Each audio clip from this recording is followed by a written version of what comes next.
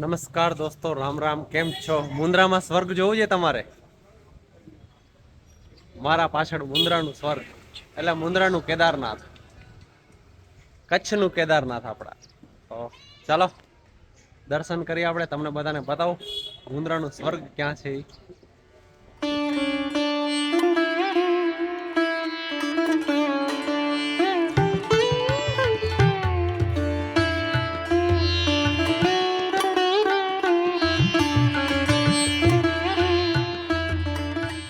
આજે તમે જોઈ રહ્યા છો એ આપણા કચ્છનું કેદારનાથ છે.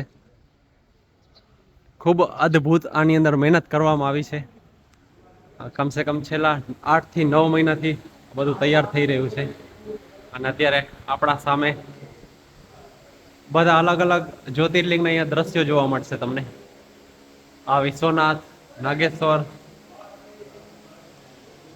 જય શ્રી મહાકાલ, મહાકાલેશ્વર.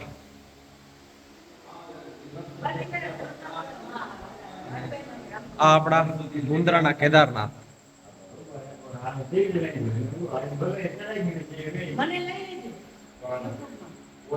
તારું એડ્રેસ કઈ જગ્યાએ છે? તમે એડ્રેસ બોલી દો. કઈ જગ્યાએ? મુન્દ્રાનું કેદારનાથ, ચાઇના ગેટ અંદર, વસંતપીર ચોકમાં, શીતલા માતા મંદિર, જૂનું શીતલા માતાનું મંદિર છે ત્યાં. દર્શન કર્યા અહીંયા આગળ કેદારનાથના. તમને બધાને પણ એક વખત કહું છું, કચ્છમાં તમે ક્યાંય ગુજરાતમાં ક્યાંય પણ રહેતા હો, કચ્છનું આ પેલું કેદારનાથ છે. ગુજરાતમાં તો વલસાડની બાજુમાં એક ભાઈ કહેતા હતા બને છે, પણ કચ્છનું પેલું આ કેદારનાથ છે. જે પણ કોઈ લોકો ત્યાં ન જઈ શકતા હોય કેદારનાથ, તો અહીંયા આવીને દર્શન કરી શકે. આ સ્વયંભૂ મંદિર છે અને ઘણા વર્ષો જૂનું છે. આ કમસે કમ 1000 વર્ષ જૂનું હશે. 900 થી 1000 વર્ષ જૂનું આ મંદિર છે.